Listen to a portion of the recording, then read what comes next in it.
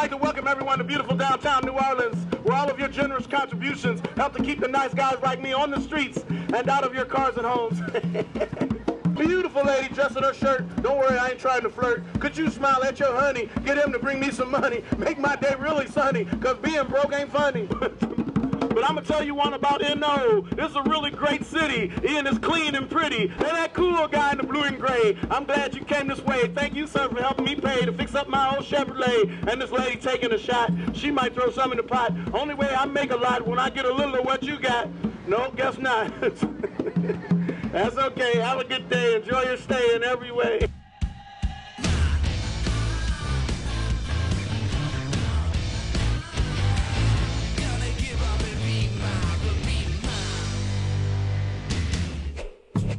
New Orleans is love, it's a party. It's a parade both literally and figuratively. NOLA is a melting pot of diversity, a symbol of strength and determination. But most of all, the Big Easy is nothing if not a foodie mecca.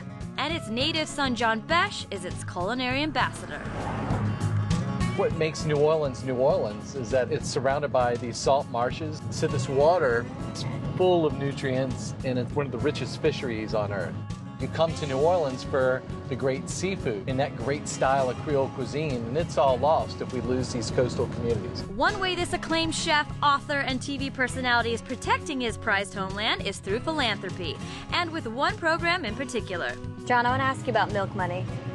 What is it? So we started Milk Money a few years back. After Hurricane Katrina, I decided let's create this microloan program, interest-free money, to really focus on the foodways that feed New Orleans. Our farmers, our fishers, our shrimpers, our crabbers, it's all these people that bring us something special. And I just love that it keeps the energy and the food and the vibrance of New Orleans alive. Maybe I'll just move to New Orleans. That's what I'm talking about. One of the nearly dozen Milk Money microloans that the John Besh Foundation has provided has been to oyster farmer Marcos Guerrero and his family business.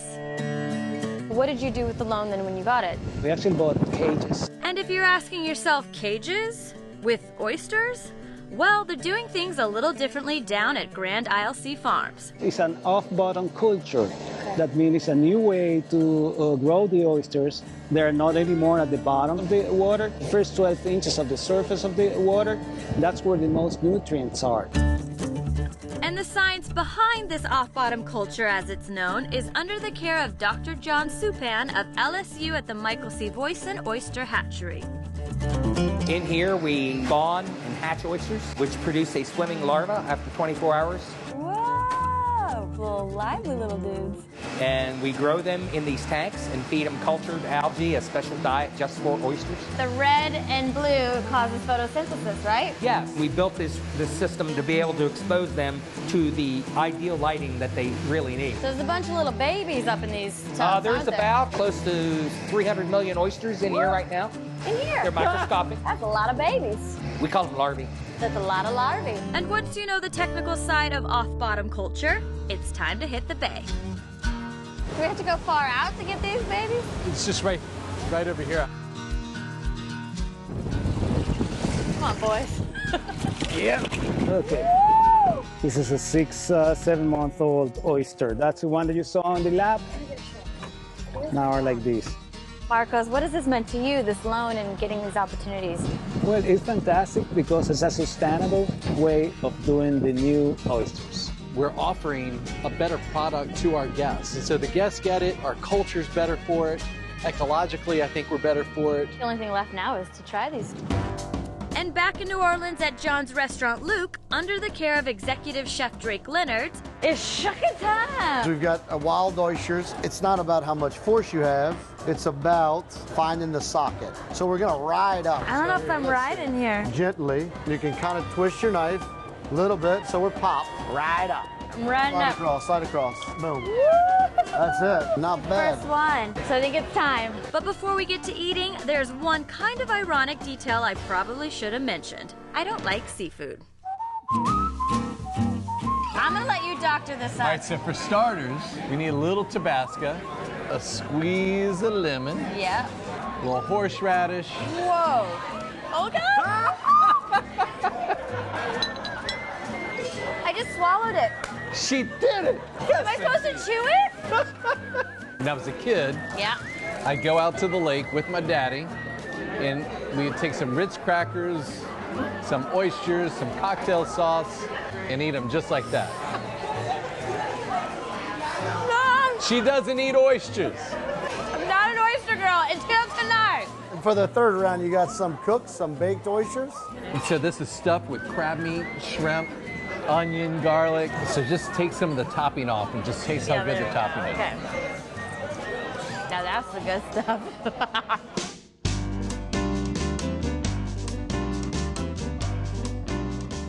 So food in New Orleans brings people together. It's about paying homage to this great area and this great tradition, making sure that we're sustaining that and that we're introducing new people to it. I see it with all the farmers that we touch through the Milk Money microloans, and it's just kind of like this really great energy all coming together, using food as that conduit. Should I do one more? I think you should. So a little Tabasco, a little lemon.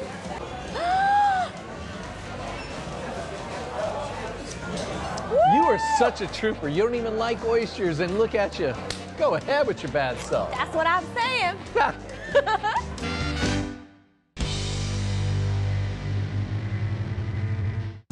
Accommodations provided by International House Hotel, the soulful essence of New Orleans, conveniently located just off the quarter.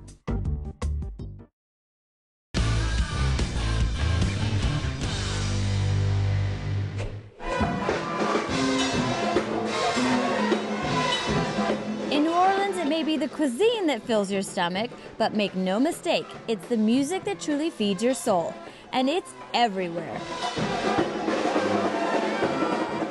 Over here, are these locals? Are they actually a band? A lot of them are coming straight from marching band practice, and they come down here and jam after. But you never know if they're going to have all the same members, or if maybe they're going to have to call someone different for different, situations. That's awesome, man. I love it. I dig it. It's just alive. It's Wednesday. But before you end up on Bourbon Street, Frenchman Street if you're in the know, and now you are, there's still one axe you need to grind. A luthier is someone who makes a stringed instrument. A musician is someone who plays an instrument professionally. An entertainer is someone who engages an audience. And according to Vincent Gidros of New Orleans Guitar Company, he himself is none of these things. What do you consider yourself to be? I guess at my core, a sculptor, somebody that makes things, and I just build guitars. Handmade, one-of-a-kind, musical masterpieces, and it all starts with the wood. How do you choose which wood for which piece? All of it has different sound. Harder species, they're going to produce more of a higher mid response. The softer stuff, cypress, redwoods, cedar, spruce, it winds up being a more forgiving, softer, warmer, rounder tone. Okay.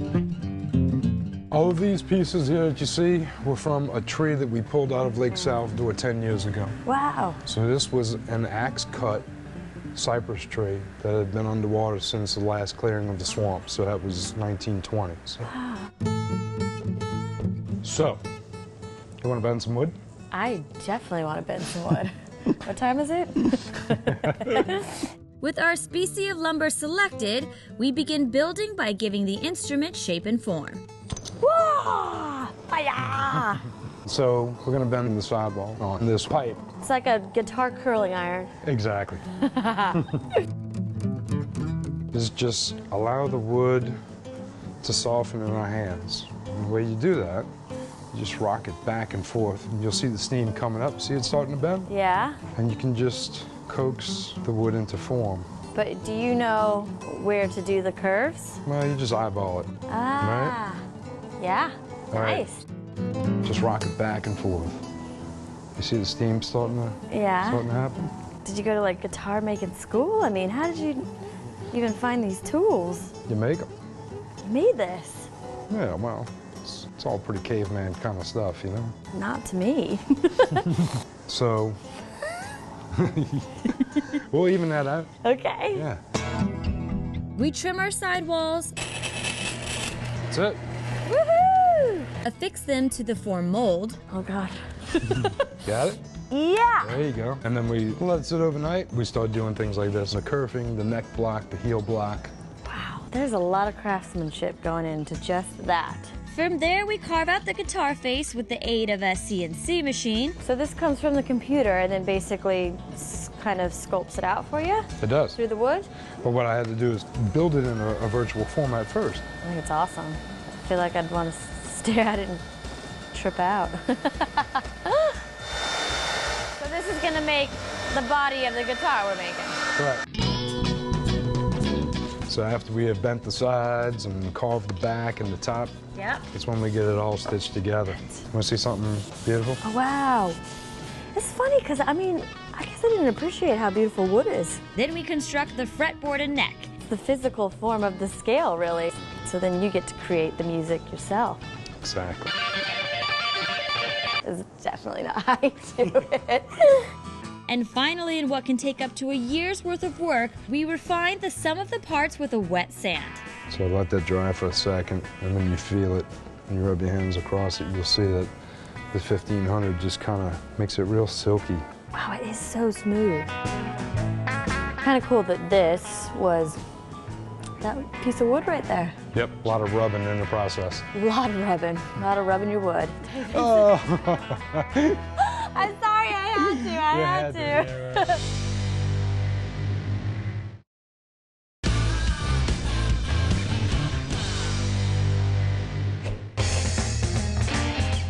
The Big Easy has just got a way of putting a big smile on everyone's face. But if you need any help in that department, there's always a libation or 3 waiting for you at every turn. And if you're looking to get your buzz on, then follow the mysterious and often misunderstood Green Fairy. Why do people like absinthe? Because it was illegal for such a really, really long time. Known for its reputed hallucinatory effects and green color, absinthe has famously inspired artists and this city for centuries. And in turn, Jed Haas's home-distilled Atelier V absinthe is nothing without NOLA's fertile soil. After Hurricane Katrina, when a lot of damaged houses were torn down, a lot of the vacant lots have been turned into urban farms. And the Sprout NOLA farm, headed up by Emily Mickley Doyle, is a fine example of just one of the many that have been popping up. We have a lot of urban farms and community gardens in the city. A lot of those serve to provide fresh food access to lower income communities, folks who may not have access to this food otherwise. And so we've got tomatoes, cucumbers, basil, and wormwood. Wormwood. What's wormwood? Wormwood is one of the key ingredients in absinthe. In fact, the key ingredient. Try it for yourself. It is a little bitter. Medicinal, though. And while the raw ingredients may leave you looking for a chaser, back at Jed's distillery, the smells themselves are absolutely intoxicating. This is what's called the heads, the very first portion of the distillation run. So this is essentially rubbing alcohol? A very flavorful rubbing alcohol. Now you can put your finger right here and taste that absinthe. Is that going to be really strong? That's okay. Ooh. Wow.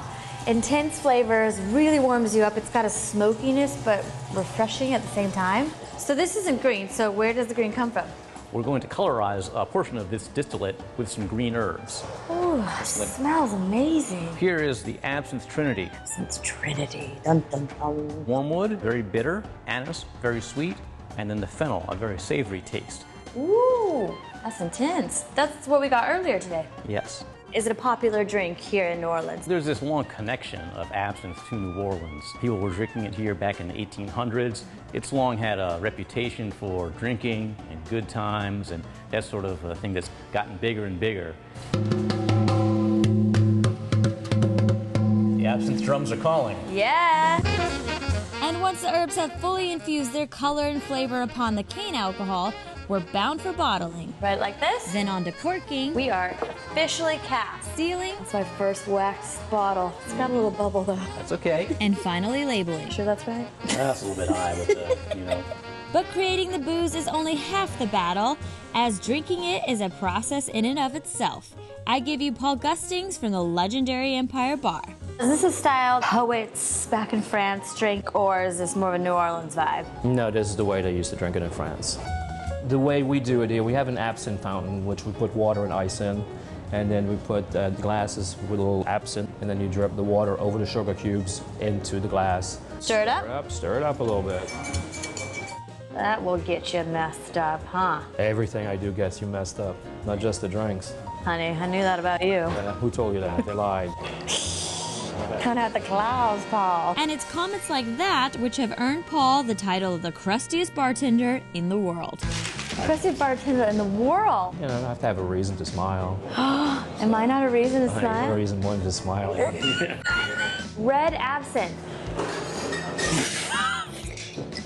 Ooh, I like that. That's really yummy. Do you know what we call this when you have two drinks? You're double fisting. You know what we call it? No. You don't drink fast enough. Cheers. Cheers. Ooh. And while flying high with the Green Fairy is nothing short of fantastic, there is one thing to be fearful of: the New Orleans hangover.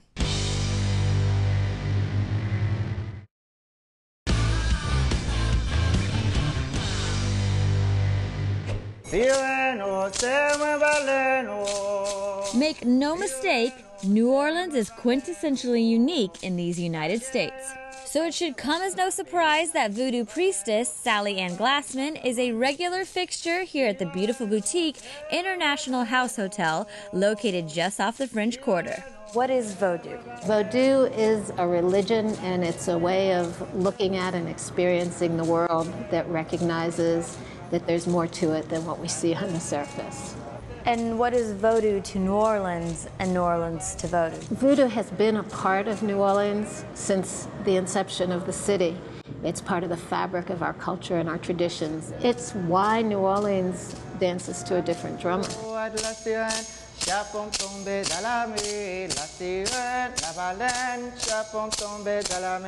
La sirène, la baleine, chapeau tombé dans la ma pécarette, la sirène, chapeau tombé dans la Wow!